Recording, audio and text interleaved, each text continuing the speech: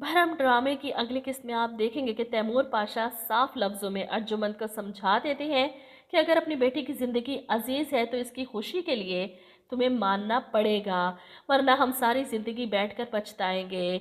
अब अर्जुमंद को ये बात समझ नहीं आ रही। इन्हें लगता है कि पाशा इसे इमोशनल ब्लैकमेल करने की कोशिश कर रहे हैं, इससे ज्यादा और कुछ नहीं।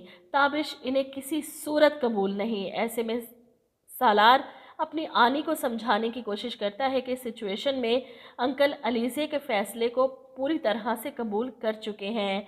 मेरा नहीं ख्याल कि मान जाने के अलावा कोई ऑप्शन बचता है।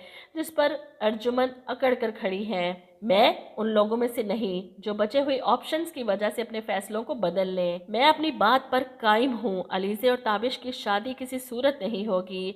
अब वो पैंतरा बदलेंगी। अलीज़े की मुखालफत करके इन्होंने देख लिया, अपनी बेटी को खुद से दूर कर लिया। अब वो मीठी छुरी बनकर पीठ में वार करेंगी। ताबिश के रेस्टोरेंट में फ़ोन करके ताबिश को इसकी जॉब से फारिग करती हैं और इधर अलीज़े के पास जाती हैं इसके कमरे में ये बताने के लिए कि हम दोनों को तुम्हारी और ताबिश की शादी पर कोई एतराज़ नहीं। ये सुनकर तो अलीज़े खुशी से अपनी माँ के भी गले लग जाती है। सच कह रही हैं आप? मुझे तो यकीन नहीं आ रहा। ऐसे में अर्जुमन ड्रामा करती है कि तुम्हारे डैड ने मुझे समझाया, तुम्हारी खुशी हमारे लिए सबसे बढ़कर। इन तीनों को एक साथ खुशी खुशी बातें करते देख एक बार फिर बाहर खड़ी रमशा परेशान हो जाती है कि ये तो मामला ही तय हो चुका। अपने तौर पर वो ये खबर सलार को सुनाने जाती है ताकि सलार के दिमाग से ये ख्याल निकल जाए कि इसकी और अलीज़े की शादी अब कभी होगी। ऐसे में सलार पाशा को बहुत गुस्सा आता है। तुम्हें खुद को लेकर काफ़ी खुशफहमी है ना?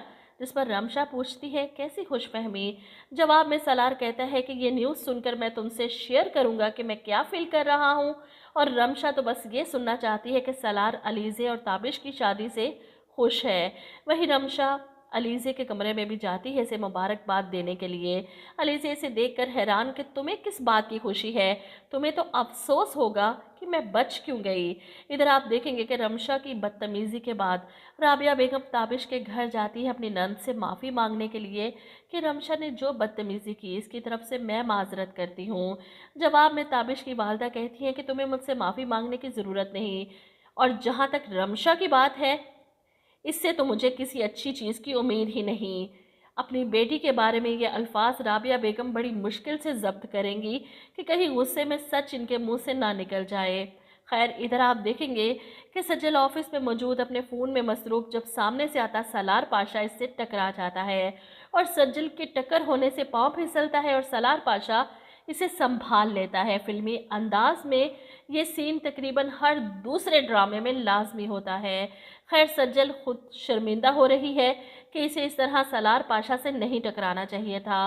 वो तो अहमद को फ़ोन कर रही थी ताकि इसे घर बुला सके अपने किरदार की गवाही देने के लिए, लेकिन यहाँ पर सलार से टकराने के बाद इसे खुद पर गुस्सा है। और वहीं सलार पाशा जिसे लगता है कि सज्जल जानबूझकर इसके करीब आने की कोशिश कर रही है, इसलिए तो अपने दोस्त के सामने बड़के मारता है।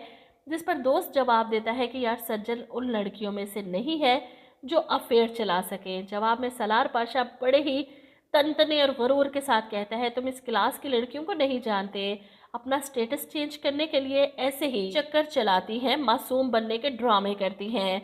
जिसके जवाब में दोस्त कहता है कि मैं नहीं मान सकता कि सज्जल इस किस्म की लड़कियों में से होगी। जवाब में सलार भी बड़े कॉन्फिडेंस के साथ कहता है कि शर्त लगाती हो तो यकीनन मैं जीत जाऊंगा।